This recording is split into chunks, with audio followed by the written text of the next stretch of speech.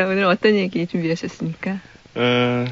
영화 역사에서 가장 위대한 작가가 누구냐? 그런 질문을 받으면은 대답하고 싶은 생각이 드세요? 저요?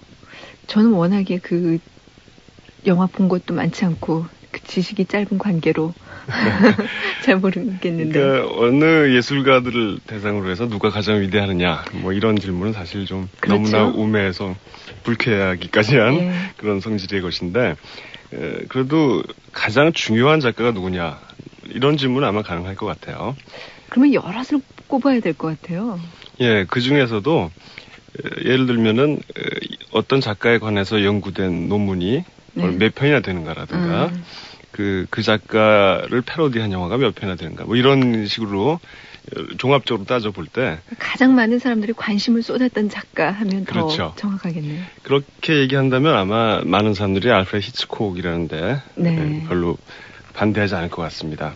이 감독은 끊임없이 연구되고 새롭게 해석되고 영화에서 계속 인용되고 패러디되고 그러고 있죠. 그런데 최근에 우리나라에 히치콕의 중요한 작품들이 속속 그 비디오로 출시가 된다는 그런 반가운 소식이 들려서요. 네. 히치콕에 관한 얘기들을 아주 좀 가볍게 들으면서 히치콕을 잘 이해할 수 있는 얘기를 좀 준비해봤습니다. 사실 반갑다고는 했지만 히치콕의 영화가 이제서야 이렇게 많이 나온다는 것은 좀 부끄러운 일이었어요. 한국의 비디오 프로그램들이 수십만 편이 나온 이런 상황에서 네. 히치콕의 영화들이 이제서 나온다는 것은 저는 이런 현상을 보면서 어떤 말이 떠올랐냐면은 히치콕 감독이 거의 죽기 전에 영국 왕실에서 자기를 수여받았는데 그때 그 휠체어를 타고 앉은 히치콕 감독한테 기자들이 물었다고 합니다. 이제서야 당신같이 위대한 감독이 이제서야 자기를 받는 이유는 뭔 것 같습니까? 그러니까는 히치콕이 했던 말은 아마도 부주의 때문이었겠죠.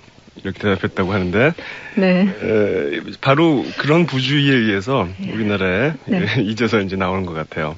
그동안 한국에 출시됐던 영화들은 그러니까 영화들 개봉은 다 했었는데 네. 비디오로는 북북서로 진로를 돌려라와 그리고 거의 그 찾아보기 힘든 남혈기선이라는 그 졸작 네. 그 단 두 편만 나와 있었고요. 지금 찢어진 커튼, 뭐 토파즈 그리고 좀 있으면은 현기증 1위까지 주요 네. 작품들이 거의 출시된다고 합니다. 그래도 TV를 통해서는 꾸준히 그 방영은 됐었어요. 그렇죠. 네. 그런 이유가 그 비디오 업자들로 하여금 출시를 꺼리게 한 이유가 아닌가 생각이 네. 들고요. 한마디로 이 감독이 얼마나 위대한가에 대한 얘기는 히치콕을 계속 평생 동안 자기의 그 화두로 삼고 재해석을 해왔던 브라이언 드 팔머 감독이 요약을 할 수 있는데 네. 팔머의 말에 의하면 히치콕은 어휘, 즉 보캐블러리를 창조한 사람이다. 나는 그 보캐블러리의 발음을 익히려고 노력하고 있다. 이런 말을 했을 정도로 영화 역사의 그 모든 그 테크닉과 사상들을 집약해서 창조했던 그런 작가입니다. 뭐 이런 화이트헤드라는 어떤 철학자가 철학의 역사는 플라톤에 대한 영원한 재해석이다. 이렇게 얘기한 것처럼 좀 과장해서 얘기한다면 영화의 역사는 영원히 히치콕을 재해석하는 과정이다. 이렇게까지 얘기할 수 있을 정도입니다. 도널드 스포터라는 유명한 그 비평가는 히치콕에 관한 책을 썼는데 이 사람은 그 중에서도 현기증이라는 영화를 26번을 봤고 네. 앞으로 26번 더 볼 기회가 주어진다면 행복하겠다. 이런 얘기를 할 정도로 추앙받는 감독이기도 하죠. 히치콕의 중요한 이유는 뭐 여러 가지가 있겠지만은 제가 중요하게 생각하는 것은 이 대중을 상대로 한 그 오락 영화, 상업 영화 이런 것과 우리가 흔히 얘기하는 그 예술 영화 사이의 그런 간격 또는 대중들이 갖고 있는 괴리감 이런 것들을 일거에 무너뜨린 그러한 모범이라는 점에서 네. 존경할 만하다는 것입니다. 히치콕에 이르러서 비평가들은 상업 영화를 예술로 보고 아주 열심히 연구를 하기 시작했고 그런 연구 결과들에 의해서 상업 영화들이 그 질적인 수준이 많이 올라갔다는 것도 하나의 그 효과라고 할 수 있겠죠. 예. 우리가 보통 얘기하는 작가주의, 오테르 정책이라고 하는 작가주의의 신봉자들은 제일 그 여러 감독들 중에서도 히치콕을 영화의 수호신처럼 숭배하고 작가주의의 이념에 가장 부합되는, 그래서 어느 한 창조적인 감독으로서의 작가가 네. 영화의 모든 면을 다 통제하고 거기 영화의 하나하나 요소마다 자기의 사상을 주입해서 하나의 개인적이고 주관적인 예술 작품을 만든다라고 하는 네. 이런 작가주의 이념에 가장 잘 어울리는 이런 사람이기도 했습니다. 언뜻 생각할 때 히치콕은 글쎄요, 물론 작가라는 면에서는 동의를 하지만 그 작가주의 이념에 가장 적합한 사람이라고 하기에는 조금 이해가 안 갈 때도 있잖아요. 왜냐하면 영화가 재미있다 보니까. 예. 그런데 히치콕의 놀라운 점은 그런 것 어떤 재밌는 요소든지 간에 재미없는 거든지 간에 네. 하나하나 자기가 철저하게 계획하고 통제하고 자기의 사상을 가지고 만들었다는 것이죠. 예. 그래서 비평가들한테 가장 좋은 텍스트가 될 수 있다는 것은 왜 그러냐면은 예를 들면 잉그말 베리만 같은 예술가들은 뭔가 모호하고 잘 해석이 안 되는 부분이 많은데 히치콕은 하나 몇 가지의 아이디어를 가지고 이렇게 보면은 모든 것들이 다 주도 면밀하게 계획됐다는 것을 깨달을 수 있거든요. 그래서 네. 비평가들이 글쓰기는 아주 좋은 그런 작품들이죠. 예. 히치콕은 야채니 뭐 유제품 이런 것들을 팔았던 그 가게 주인인 아버지 밑에서 태어났는데요. 런던에서요.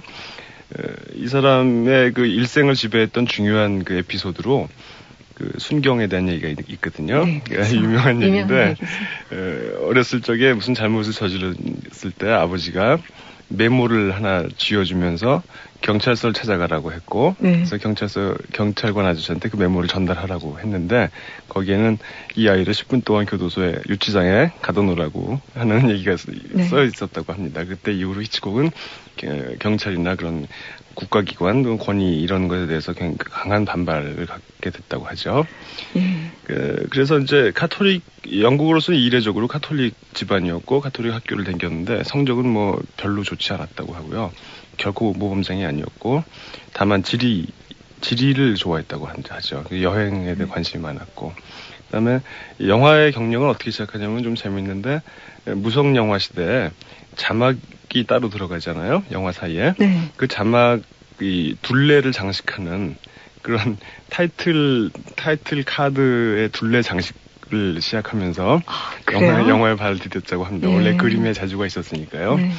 그리고 거기서 함께 일하던 여자하고 편집자인 네. 알마하고 결혼을 했고 그 이후로 영화 감독으로 출세를 해서 미국에 가서 좋은 영화를 많이 찍었고 MCA라는 회사를 창립해서 돈도 많이 벌었고 또 TV에 알프레드 히치콕 극장이라는 300 몇십 편의 그 시리즈를 제작하고 그중에 17편을 감독하면서 TV에서도 굉장히 많은 돈을 벌었죠. 그리고 알프레드 히치콕스 미스터리 매거진이라는 그 미스터리 작가들의 신인 작가의 등용문 같은 잡지를 창간해서 지금까지 발간되고 있고 아주 뛰어난 공적으로 남아 있습니다. 그 자신은 또 피카소를 비롯해서 수많은 그 대가들의 그림을 수집하는 그 미술 애호가로도 알려져 있죠. 참 뭐랄까 복받은 감독인 것 같아요. 아마 가장 행복했던 그쵸? 사람일 거예요. 네. 히치콕의 영화들을 이제 살펴보면은 보통 우리가 히치콕을 뭐 살인과 광기와 뭐 음모 이런 것을 연상하게 되는데 히치콕 자신은 이런 말을 했어요. 어두운 그런 뒷골목 거기 비가 내리고 고양이가 울면서 지나가고 막 쓰레기가 쌓여 있고 거기에서 무슨 살인자가 나타나고 이런 영화에는 관심이 없다. 내가 관심 있는 것은 대낮에 시냇물이 졸졸 흐르는 가운데서 벌어지는 살인이다. 이런 것이 히치콕을 차별화시키는 중요한 요소죠. 또 한마디 한다면 만약에 내가 신데렐라를 찍는다면은 그 호박으로 된 마차에서 시체가 발견되게 하겠다. 이것이야말로 내가 생각하는 영화의 재미다. 예. 이런 정도로 살인과 폭력의 문제에 집착을 가졌지만 항상 유머를 잃지 않았다는 점이 히치콕의 대가다운 그런 측면이었죠. 그렇습니다. 히치콕은 또 히치콕의 말을 통해서 우리가 계속 이제 얘기를 풀어나가고 있는데 미스터리하고 서스펜스가 어떻게 다르냐?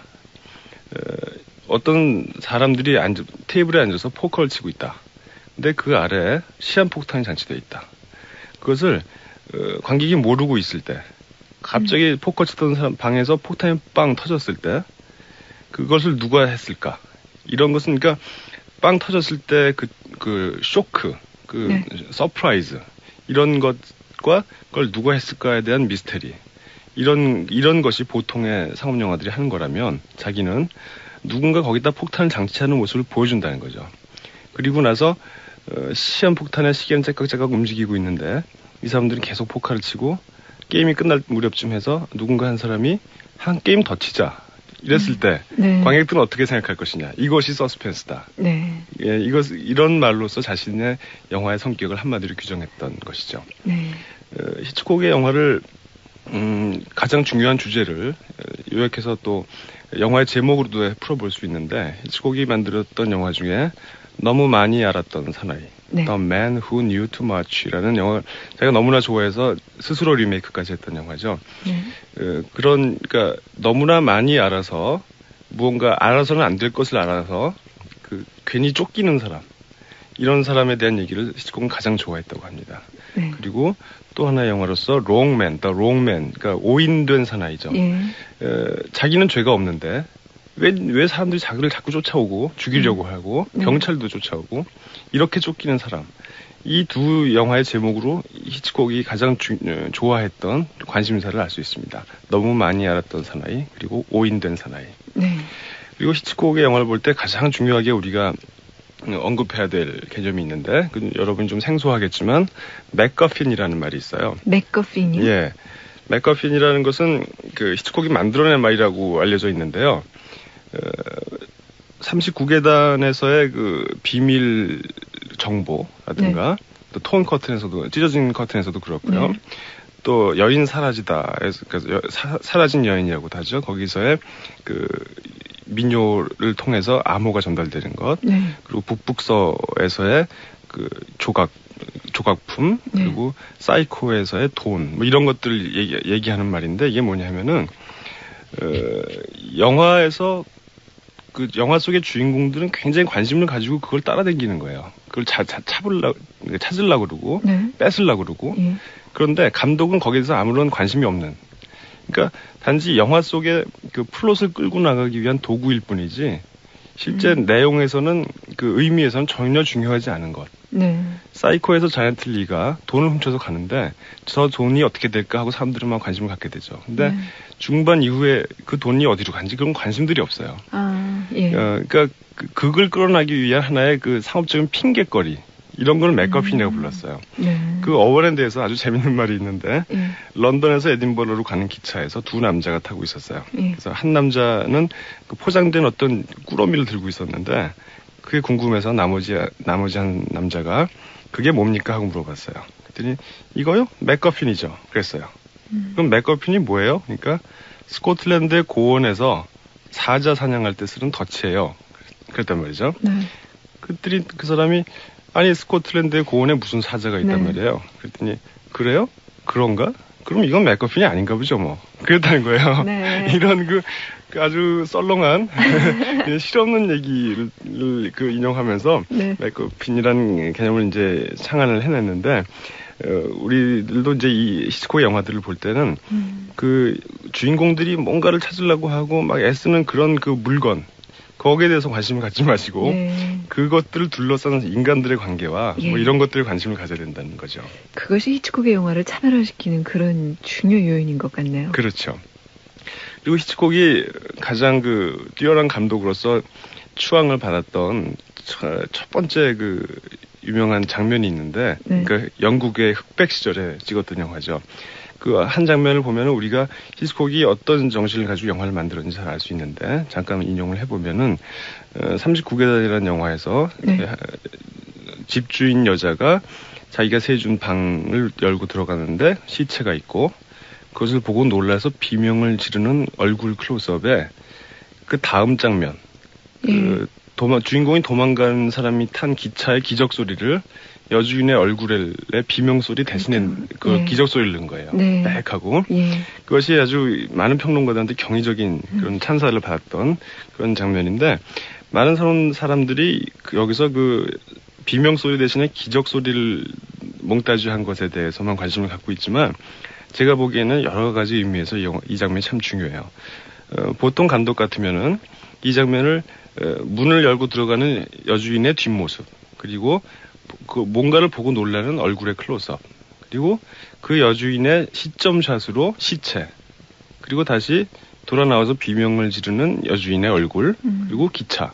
이렇게 5커트로 구성을 하는 것이 정석인 장면인데 네. 히치콕은 단 한 장면으로 찍었어요. 한 컷이에요. 예. 문을 열고 들어가서 보면은 시체가 있고 돌아 나와서 비명을 지른다. 첫 번째 이렇게 해서 커트 수의 절약이 있었죠. 그 다음에 아까 말씀드린 대로 비명 소리 대신에 기적 소리를 넣음으로써 사운드의 절약을 도모했고, 네. 세 번째로 이 사람이 보는 그 시체를 그림자로만 처리했어요. 여기서 그 등에 칼이 꽂힌 채 누워 있는 시체를 벽에 비친 그림자로만 처리했는데, 이런 적나라한 그 폭력의 현장을 보여주기보다는 이런 게 우회적인 네. 그림자를 통해서 보여주는 그런 이미지의 절약.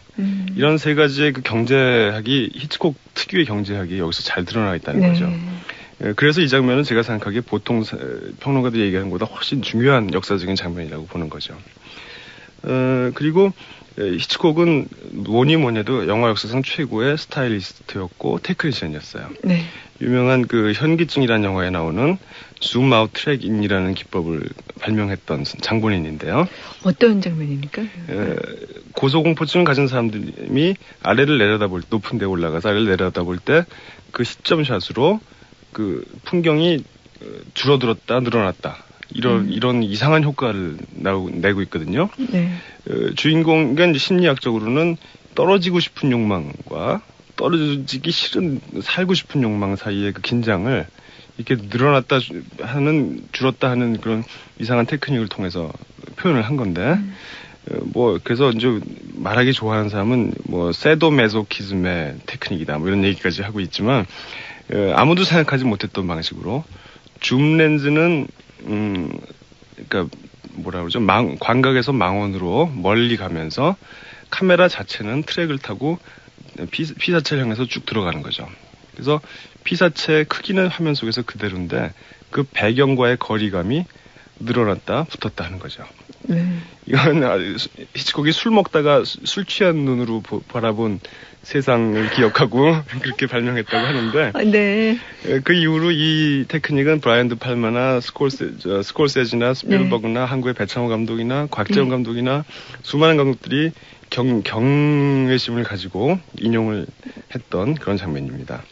히치콕은 이렇게 스토리보드를 다 그리고 스스로 강철 콘티라는 말을 사용했을 정도로 강철 콘티. 예, 모든 것을 자기가 다 통제하고 미리 계획해야 한다, 이런 사상을 가졌던 그런 감독입니다. 마지막으로 히치콕은 뭐 여러분이 제일 잘 아시겠지만 그 캐미오라고 하죠. 네. 자기 영화에 이렇게 쓱 한번 지나가는 네. 자메이카인이라는 영화에서 시작했다고 하는데, 네. 프렌즈라는 영화의 예고편에서도 이런 게 나와요. 거기서는 원래 그 본편의 시작은 여자의 시체가 템즈강을 따라서 이렇게 흘러내려오는 장면인데, 이 영화의 예고편은 히치콕 자신이 물에 떠서 배를 불뚝 내밀고서는 둥둥 떠가는 장면으로 시작합니다. 사람들이 예고만 봤으면 코미디인 줄 알겠네요. 그렇죠. 가장 기발했던 예로서는 구명정이라는 영화에서 네. 그런 보트에 바다에 떠 있는 보트 속에 몇 명만 주인공으로 나오는 영화이기 때문에 네. 도저히 지나갈 수가 없었죠. 네. 그래서 거기서는 주인공이 보는 신문에 네. 사진으로 다이어트 약 광고에서 이렇게 배가 들어갈 수 있습니다라는 예로서 등장을 했었습니다. 네. 근데 그게 유명해지면서 사람들은 자기 영화를 볼 때 히치콕이 언제 등장하나 이거에만 관심을 가져서 그쵸. 영화를 잘 못 볼까봐 후기로 갈수록 영화의 앞부분에 등장하게 됩니다. 네. 그치, 이상입니다. 참 그 감독 자신도 유머 감각도 뛰어나고 아주 머리가 참 좋았던 그런 감독이라는 생각이 드는데요. 비디오로 이제 속속 출시될 예정이라고 하니까요. 여러분도 찾아보시면서 오늘 박찬욱 감독의 조언, 박찬욱 감독이 해주신 그런 말씀 기억해 보시기 바랍니다. 자, 오늘 재미있는 말씀 감사합니다. 예, 안녕히 계세요. 예.